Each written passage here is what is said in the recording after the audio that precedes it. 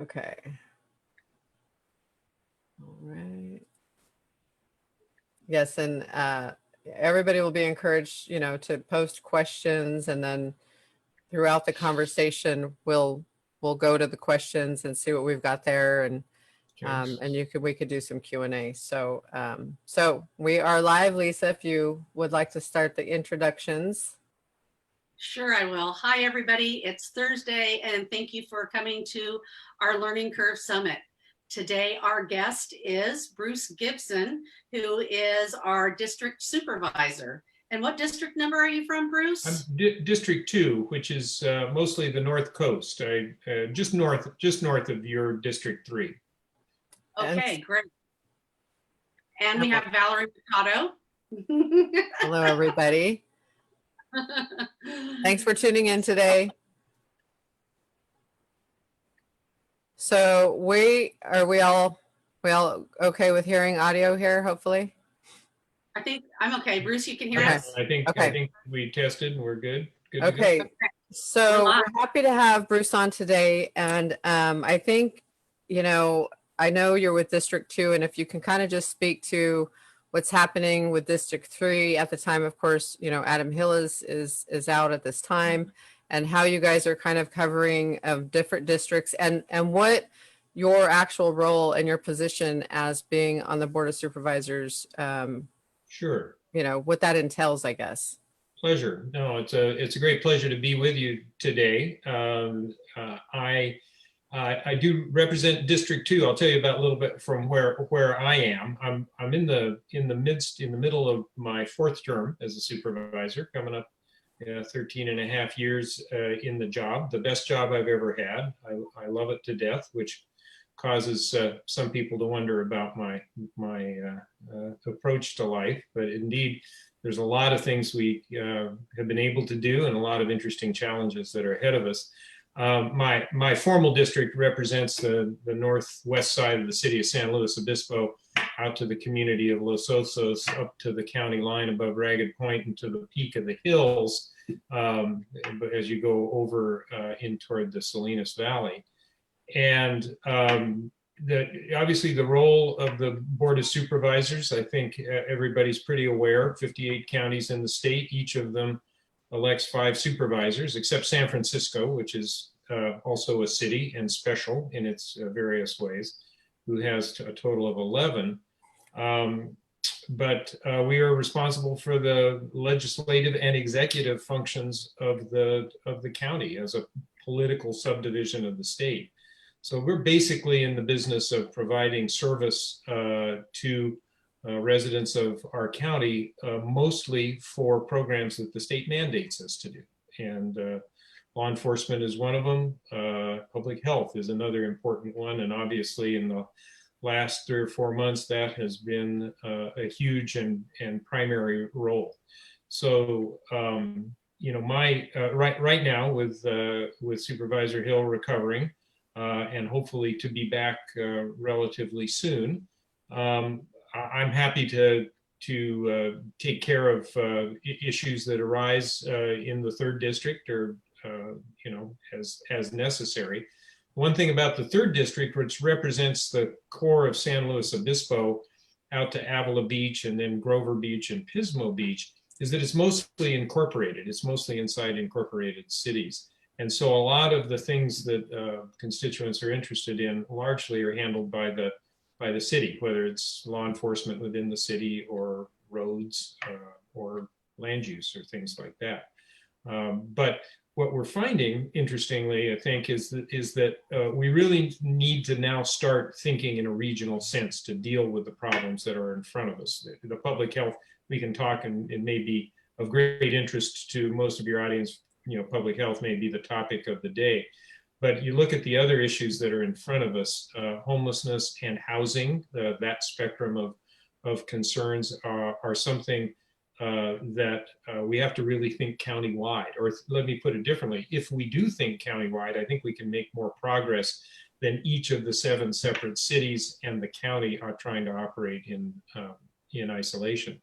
Another one is what does our economy look like after Diablo Canyon closes down? And that's creeping up on us. That's 4 and 5 years away. And 5 years from now, we will be at the end of the operating cycle of that reactor and into the decommissioning phase. And obviously, there's a whole bunch of issues there. And in the midst of this comes the COVID crisis and the crisis in social justice and racial equity, which are spurring some really important conversations. I think I think those conversations are crucial for us to take up, because we really need to look at the role of government and what we are here to do. And if we look at the challenging issues that we face, my view is we need to look at that as a whole continuum, from dealing with various childhood experiences and opportunities through education, into the workforce and the integrity of our society. And we need to allocate our resources in a sensible way that we hope prevents these problems that too many of which are now ending up in the hands of law enforcement, like mental illness, homelessness, and things like that. So, that's the plate is very full right now. The challenge is particularly acute because we have, with the serious downturn in the economy, government revenues are taking a big hit. We don't even quite know how big a hit. The county budget was looking at having to close a gap of $30 to $50+ million. And we took some actions to address half of that. But we have to wait for the state to revise their revenue numbers. So because so much of our county revenue depends on state and federal revenue. We have to find out what the federal government's going to do about providing aid to counties and cities. So while we passed a budget in time for the start of the fiscal year, which was July 1, we know that within the next couple months, we will be revisiting it to make sure that it actually is going to work for us. So, those are the things. And then there are all the other things that we're dealing with, is land use and rebuilding of county facilities, and the list goes on and on. And the list goes on and on and on, and never ending, I'm sure. Now, with you having familiarity and working directly with Cayucas and Cambria and other beach communities, I guess that's part of, having a conversation with somebody like yourself and being able to comparatively talk about Pismo Beach and our Shell Beach and Avila Beach communities, and clearly tourism has been affected. Clearly all of these businesses and everything trickles down, right? And all the way down to the small business community. So what are some of the things that you would say that you guys have been able to put in place to assist with those efforts and help support your small business communities in those places? Well, we take every advantage we can to help small businesses operate to the fullest extent they can based on the restrictions that are in place right now. And right now, the main set of restrictions comes from the state. Right. The state's looking at each of the 58 counties, and ours is on their monitoring list because each day we have more cases relative to our population than we should. That imposes, or how should we put it differently? We would like to be reopening certain sectors of our economy, because we are at too high a case rate. We can't. Now, the state puts out they call it guidance. It's actually mandatory actions that businesses need to take. And the most familiar, I think, to the tourist serving areas, the visitor serving areas, are that restaurants are not to have in-person inside dining. They're back to take out and pick up, curbside pickup. Hair salons can't operate inside. Bars are closed. All of those things. But we can't do anything about the bars. That's a hard closure. Right. But at any kind of facility serving food that wants to operate outside, wants to be able to serve outside, our public works department has worked to see what it can do about helping businesses set up outside seating areas in public road rights of way. And That was a big deal up in Cambria a couple of weeks ago. And I sent Valerie and Lisa a copy of an article that's in the Right. Cambrian newspaper. You can find that on the Tribune's website. Thank you for that. Sure. Talks about how our Public Works Department really, got there and worked with the business owners to both provide them some outside seating area, but also keep the public safe, because we are talking about people having a Right. nice dinner while cars drive by. So that's one of the things we have a team working this pandemic crisis that's available to take phone calls and consult with businesses. Is this activity okay? Is this setup okay? And that's also in the article that you sent me, correct? Yeah. Right. I Okay. do believe so. The website that everybody should know about is readyslo.org. Ready, READY, SLO.org. That's the main site for everything to do with COVID. And there's a complementary one called Recover or RecoverySlow.org, which talks about how we're going to try to work forward as we reopen. But again, reopening's sort of on pause right now. We're at a certain level. At the same time, the county's also responsible for enforcing the regulations. And so we are doing spot compliance checks to make sure that those businesses that are open are obeying the rules. Our approach is to educate and seek voluntary compliance. And at this point, we have not yet, to my knowledge, actually had to write a citation. We're seeing pretty good compliance there. I think that's pretty good for us. So I want to jump to a couple of quick questions. We've got some of the business community on. So Kathy is asking, can we serve food on a business road? And you're familiar with what we're dealing with here in Pismo Beach and trying to facilitate some outdoor dining with the city. So we are getting a lot of conversation and questions on that topic. We will be meeting with our city manager tomorrow to hopefully come up with something for the business community. But part of it is, the challenge that we face here in downtown Pismo Beach. I mean, it's one way in, one way out. It's very tight. We have a ton of people walking through those streets on a regular basis. So sidewalk has, that's been entertained and not. So I don't know if you're familiar enough with our downtown area to be able to even address some of these, but we will continue to get questions on this. Sure. And so, the thing to know is that when the city of Pismo Beach incorporated, it took over responsibility and authority on the public roadways. So your Public Works Department is in charge of keeping them maintained and keeping them safe. And your police department's in charge of enforcement in those public spaces. County has some authorities with health, and the sheriff has countywide authority for certain things. But really, the details of how businesses interact with public spaces within your city limits are up to your city government. Up to the city. And then we've got Mike Frey, who of course has Harry's Nightclub and Beach Bar. So, obvious question, why are bars unable to open outside like restaurants are? So that's a fair question. The easy punt for me is because that's what the state has said. Right. I'll tell you that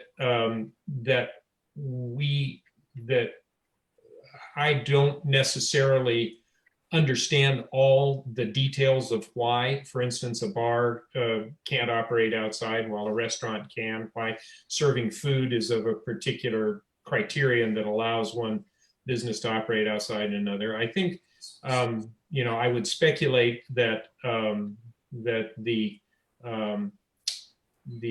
pleasant time that is had within a bar has been correlated with behavior that is less protective of everybody's health as inhibitions loosen and people get happy and louder and maybe closer together than they should. And that may be part of the thinking. I will say that, we're happy to work with any business sector to talk about the issues. And our public health director, Dr. Penny Borenstein, does talk to the state. And you can imagine that every one of 58 counties has bar owners asking that very same question. Exactly. So Bruce, if a bar served food, could they also serve alcohol? That's so that's sort of the defining factor is this food service. Now, what constitutes an establishment with enough food service to qualify under the restaurant rules and what doesn't would be a question for our experts. And that's the kind of thing that our team deals with every day, is making sure we understand what category and what requirements relate to what business that they're talking about. So Jazz, why can't Pismo Beach close down traffic and allow dining in streets outside restaurants like Rooster Creek? You know, so that's again, that's something that's not necessarily something that you guys are able to, Right. you know, chime in on. I guess it's something that, because the city works with us directly on those things, so it has to be up to the city in order to be able to do something like that. Jazz, we are working on that. We're working on it. We're tomorrow. Yeah. And so here's something, because, you know, I've been to downtown Paso, I've been to San Luis Obispo, I mean, these other communities. And so what about alcohol outside in those dining areas that are clearly designated for those specific restaurants that they're servicing? That's an extension of the restaurant, so therefore they're able to have wine and whatnot, right? Because it's part of what they're serving as food. That's my understanding. That's sort of the scene that I have seen. I haven't actually dined in one of these outdoor situations just yet, but you know, again, we can. I think that's a safe assumption at this point. Okay, fair enough. Thank you for that. So sure. Yeah. What do you got, Lisa? Oh, Oh, nothing. I know. We're looking at the comments. It's always, you know, kind of funny. So yeah, anyways. I just had lunch there and I had the same thought. I'm not quite sure what that is, but anyways. Sorry, Bruce. We get some off the wall comments sometimes. Well, you know, I say I've been in this job for, as I said, 13 and a half years. So I've seen a few off the wall comments.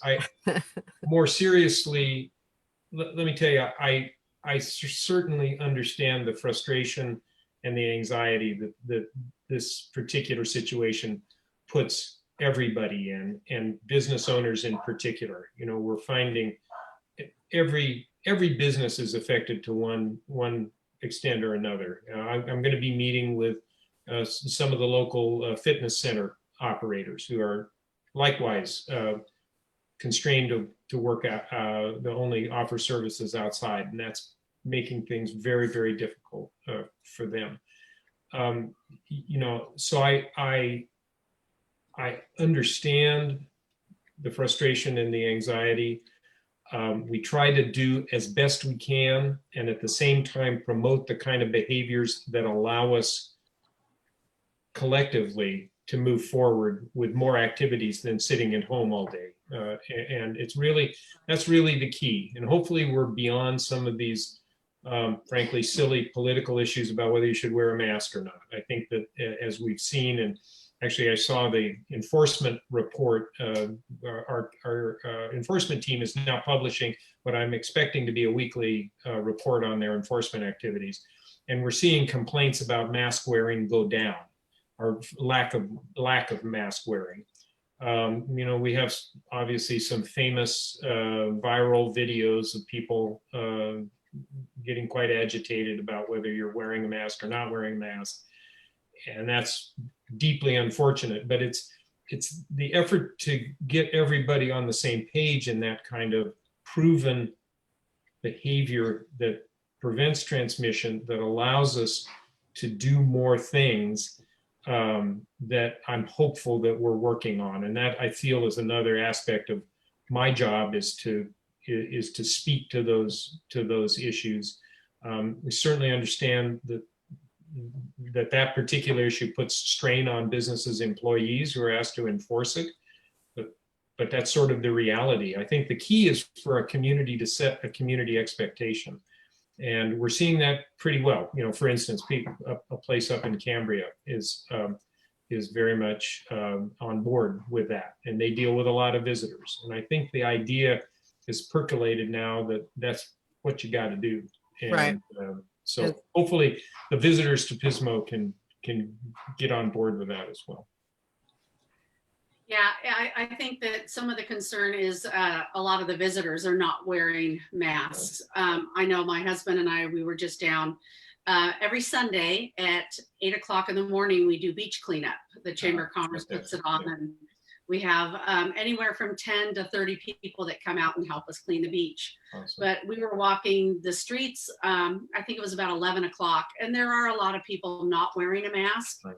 And I'm not going to call anybody out because I have no idea what their medical condition is or anything, but I just chose to leave. You know, it's like, okay, it's not comfortable for me to be here. And so we left the street. But yeah, it is something that's concerning for many residents when you see a lot of people not wearing a mask. So well, you know, any help we can provide in getting that message, but to me, again, I'm concerned a lot about employees of businesses.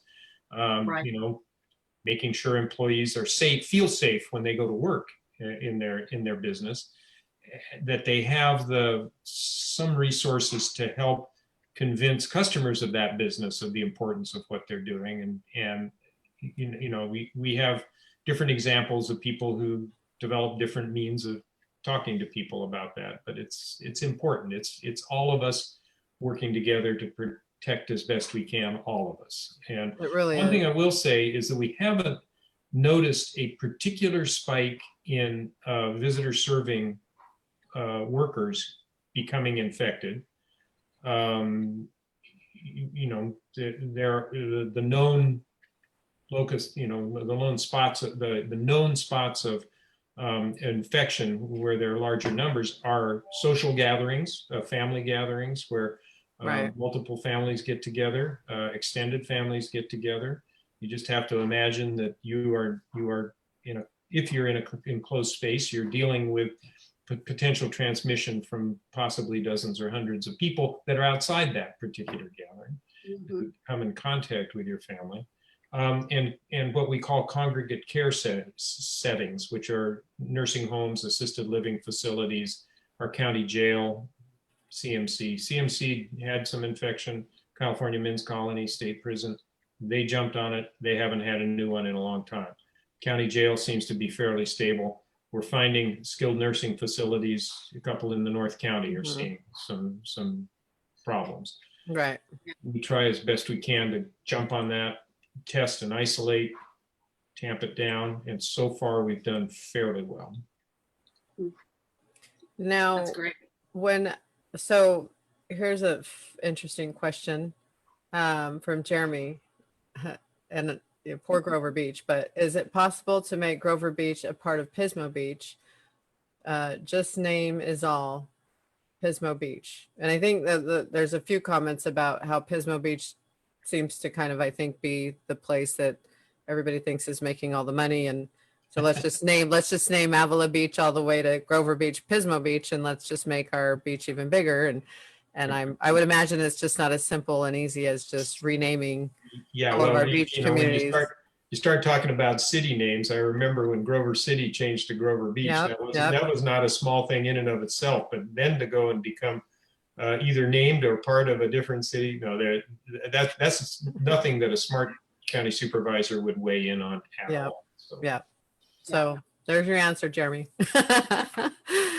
So now, how do things kind of give us an idea of, because I think like our chamber, you know, we're now learning the hierarchy of how a lot of things are working and how things come down from the governor, and then they roll out to the county and then to our city, you know, and then they make decisions with city council. And so we're kind of learning a lot along those lines. Now, how and what capacity do you work with your city and or make decisions to roll down, I guess, and, you know, from the governor? How can you talk a little bit about that? So again, a county is a political subdivision of the state. And when the governor issues an executive order or there's a state statute that says we shall do this for the public's health, that becomes an order to our county to do that and to enforce that. And the governor actually, as the reopening proceeded and the case numbers started to rise, about a month ago, I think it was, governor wrote a letter to all elected officials in the state saying that he was clearly stating his expectation that that the county and the cities that are affected would enforce that, use their what's called police power. That's not necessarily a police department, but it's our ability to have regulations and enforce them. To enforce, that we shall use the authorities we have to enforce the state orders. And if we were derelict in that there could be financial consequences. And I just caught a brief news clip that a couple of cities apparently have had monies withheld from them because they basically decided to try to blow off the state in terms of enforcing whatever it was, mask order probably, or something like that. So the county can be more restrictive if it wants than the state. The county, for instance, could, the state mask order says you're supposed to wear masks inside and where physical social distancing is difficult or impossible. The city could say you must have a mask on anywhere outside your home. You have to have some reasonable basis for that, or you're going to get taken to court. But again, a county can be more restrictive than the state, and a city can be more restrictive than the county or the state. And we've seen that. There were cities that had stay-at-home orders before the state issued one. We had cities with mask orders before our county issued one. Our county never did issue one, but we're operating under the states right now. So that's the kind of hierarchy is that within the limits prescribed, local jurisdictions can be more restrictive with good, with Right. finding of good reason. So. Thank you for that. It's always good. That's why this is our Learning Curve Summit. We're always learning. Pleasure. There's a tremendous amount. There's a tremendous amount to know. That the government's complicated. There's a lot of layers. I'm not saying it's good or bad, but it is. It simply is, and I attribute that to, as population increases, we have more interests that are competing, and government here is to balance those interests and protect and serve everyone, and that's certainly my philosophy of this. I will venture out onto one other, and unless you have questions, I'll tell you one of the concerns that I see rising on the radar is the ability of tenants to pay rent and the ability of landlords to pay mortgages. And you may have caught that. I think it was earlier today. Nationally, the economy has contracted at a record amount in the last quarter. We know with reopening now paused and in retreat in some places, there's going to be continued struggles to get businesses operating and profitable, and that affects their ability to pay employees. It affects their ability to pay property taxes. There's going to be a major ripple through here, but. If you look at the stats on the insecurity of housing right now, we are very worried that in the next month or two, when rent is due and tenants can't pay it, that there's going to be potentially quite a surge in homelessness. I hate to think that somebody is but one rent check or one paycheck away from homelessness, but that is a sad fact of where we are in the state. And so there's an action at the state. The eviction proceedings are on hold right now, thanks or due to judicial council.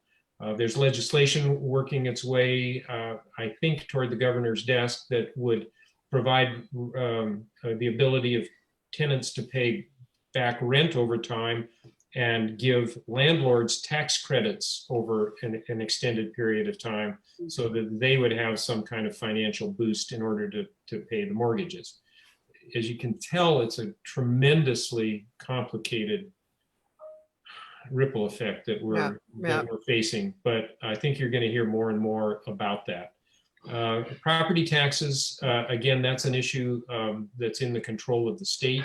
Property taxes are still owed. We have state and local order that tells us there will not be charges, interest, or penalties for delinquent payments, and trying to provide ways in which people can work that out. That still causes a lot of concern. Got email just the other day about a business owner facing a substantial property tax bill, delinquent or past due now, and how are we going to deal with that? So just to know that that's one thing that I'm very interested in working on. The state will do what it can do. The local governments will have to do what we can do, or that's my hope, is that we do that. We do have money coming through some of the federal programs. I don't think it's probably enough, but it's something that I'm going to be talking about, how we can help tenants to be stabilized in their housing. Bruce, is there an email or is there a place where people can go that are having problems paying their rent or their mortgage? Yes, there's if you go on readyslow.org and get to the main page about COVID, there is a variety of links to services and supports, and one of them is for housing. And now run down the details of what is and is not possible. There are nonprofits that are helping with rent. We certainly know in this county that we have a significant population of undocumented workers.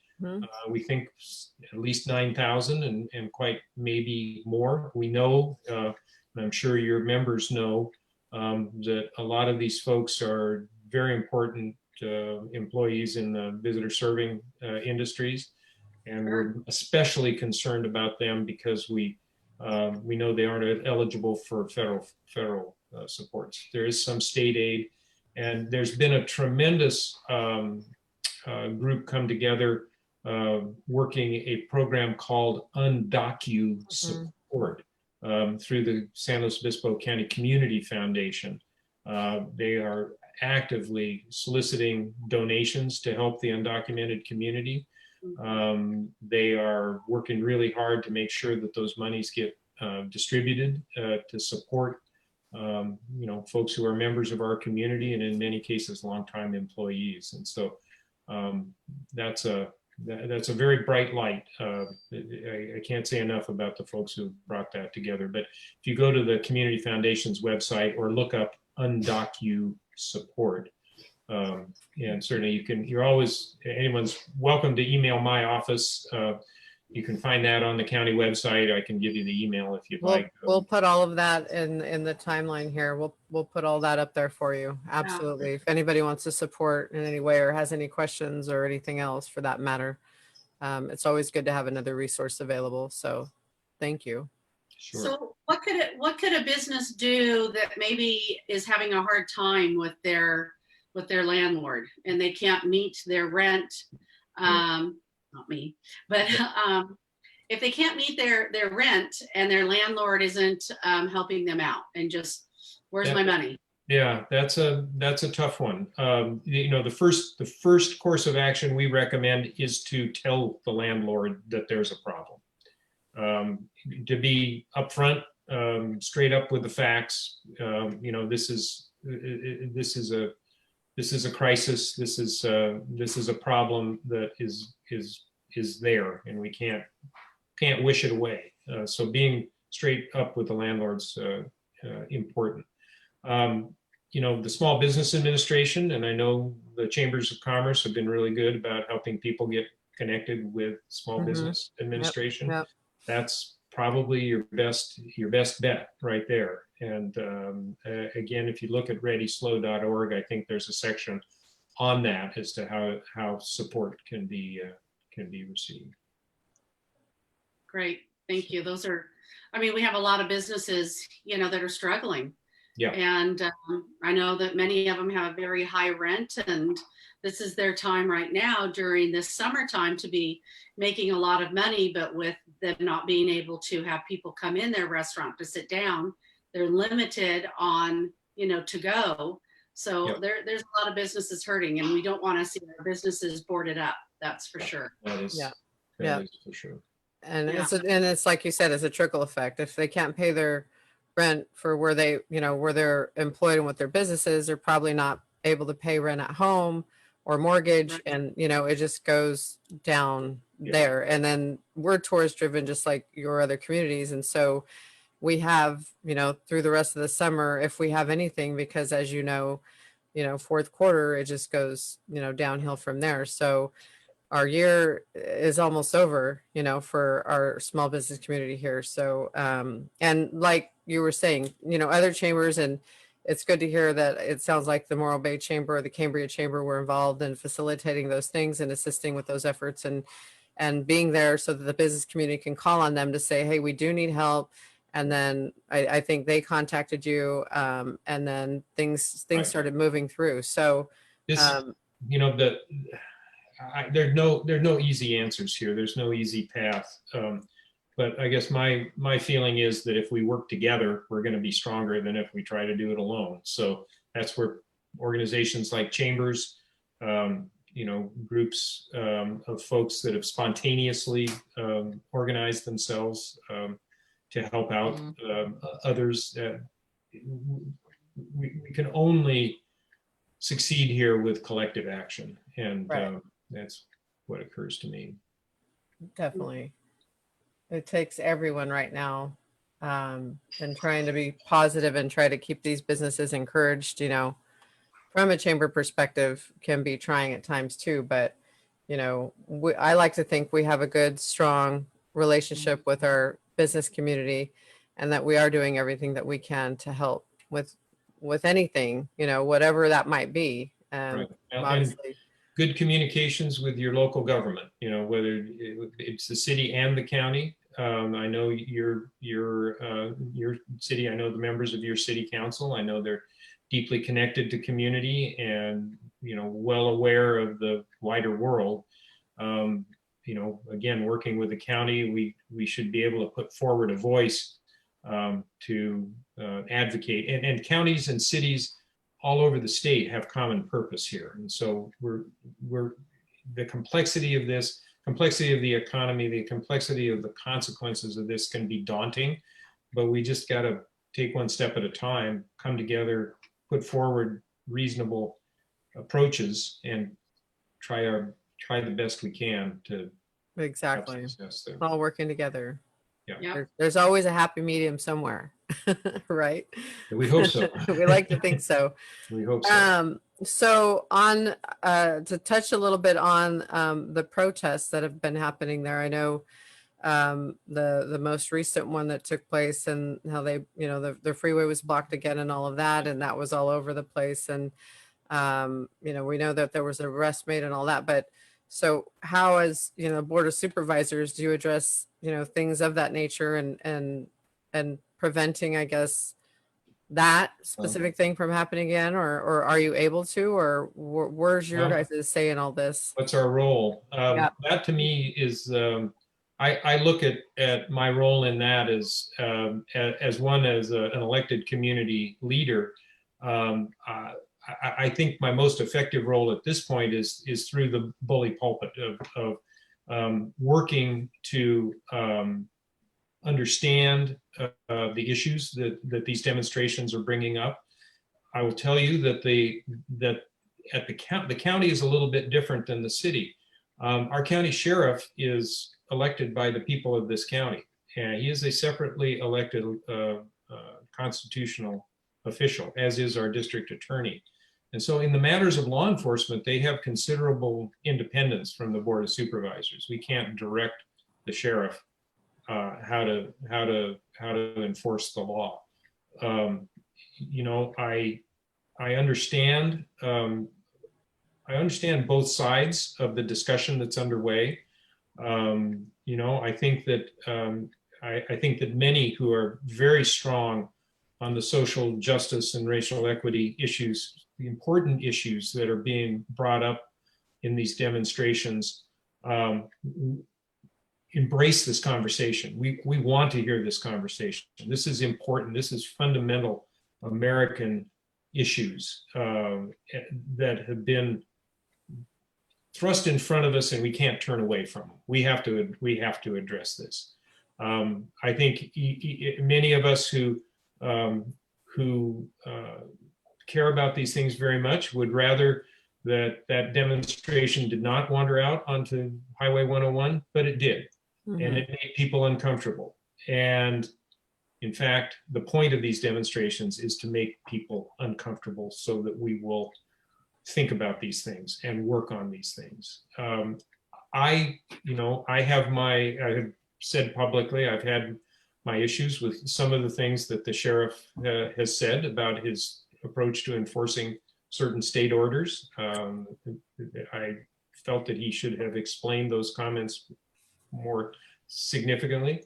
I think that I'll just be honest with you, that the charges filed against the alleged organizer of this demonstration seem to be rather over the top and meant to send a message. That said, in all this back and forth, we're raising important issues. What I want to see is the conversation coming out of that that's going to work on solving them.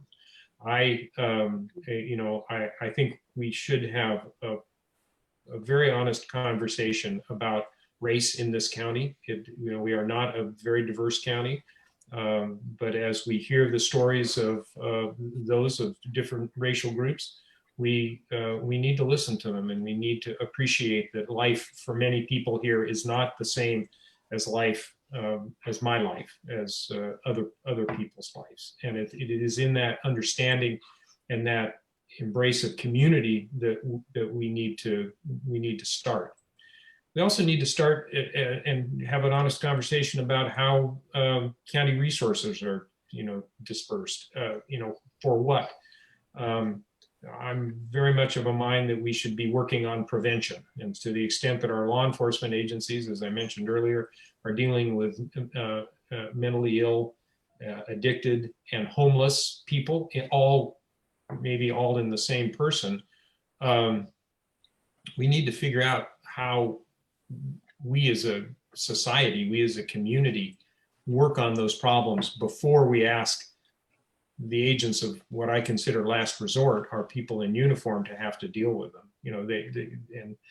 In that, I think I have tremendous agreement with the sheriff, with those many members of law enforcement who I deeply respect and feel I have a very good working conversation. Those folks don't want to try to deal with a mentally ill person. That's difficult. That's not what they were trained to do in many cases, although our local law enforcement has made great strides in understanding how to deal with those difficult situations in recent months and years. So that's where the wider conversation has to come to play, and that's going to involve all of us. And I want that to happen, and I want that to happen in an honest and open forum. And the people I talk to about this, inside and outside government, are ready for that. So the protests serve an important purpose, and I want to take from them the vision of what we need to do next, and actually do it. Get out and make those changes that we know we need to make. So does that then become something that some of the Board of Supervisors then address, and then put something together as far as? So for instance, and this is partly thrust on us by the state, the state in criminal justice in 2011 did what they called a realignment. where certain lower level offenders were taken out of state prison and handed back to the county. And the clear sense was that the counties should not simply incarcerate them, but develop programs to, in fact, rehabilitate these folks and get them back into society. It's been a long effort, and that's where the Board of Supervisors comes in, is in allocating funds for that to happen. And so, for instance, we had in 2017, we had the awful death of Andrew Holland in our county jail. Out of that came an understanding that we needed to do more in our care and treatment of the mentally ill in this county. And so we've embraced what's called the Stepping Up Initiative, which is all about trying to keep mentally ill individuals out of the criminal justice system. And that requires resources be directed. We've gotten some monies from the state to help do that, but it's an ongoing process. And so that's the kind of conversation we have. If we have $1 to spend, do we spend it on making, putting that into the jail, or do we put it into our mental health programs to try to prevent people from getting to the jail? And that's where, to me, prevention is very important. It's a change. It's a change in the way we've approached this. It's not easy, but it's necessary. And so that's an ongoing issue that we'll be dealing with. Thank you. Again, all good information, I think, for everybody. Do you have any other questions? Many people have said thank you for being on here, and that how informative you've been. So we really do want to thank you. It's my pleasure. The homelessness is a problem, and we have to find some place where we can house them, where they would feel comfortable in going, because I know one of the problems too is to get them to want to go to a shelter. So yeah, we need to find something. Well, we're in that challenging situation in consequence of a court order. Martin versus the city of Boise, Idaho, said that we can't criminalize homelessness in public places, and that means that we can't simply pick people up off the street because they're there, unless they pose a public safety threat, or and have someplace else to go. We can't simply roust people off the street and tell them to go elsewhere. And that's that decision, which will probably work its way to the Supreme Court over time. It has some very deep humanitarian roots in it that I think are very important. It does pose challenges to local jurisdictions as to how we provide services. For years, we've not invested in homelessness, in taking care of the homeless, and we need to do that. We're again starting to see support from the state, which is key to our efforts. We need to coordinate with our city partners to make the most effect of that. And we are. The sheriff has a group called the Community Action Team, sort of modeled on something that started in the city of San Luis Obispo. And these two deputies are specially trained in interacting with the homeless population and to try to steer them to services rather than in an effort to keep them out of jail. That's had some good results. That's the kind of thing we need to expand. But if we do that, there's something else that we won't be able to do. Right. It's a fixed pot. Well, and I'm sure right now all of the priorities kind of got out of whack with COVID and the focus has changed for everybody. So, yes. that's also a factor. But still, there's a lot of priorities, but I can only imagine your list. I know our list. Yeah. No, it's a challenge, but and again, there's separate from what the government is going to decide to do with the funds that it has available. There's a matter of building community around this, and that's again a conversation coming out of this social equity movement that's so active right now. Is we need communities to understand that this problem just doesn't go away. It's gotten to a point we cannot turn our heads from it.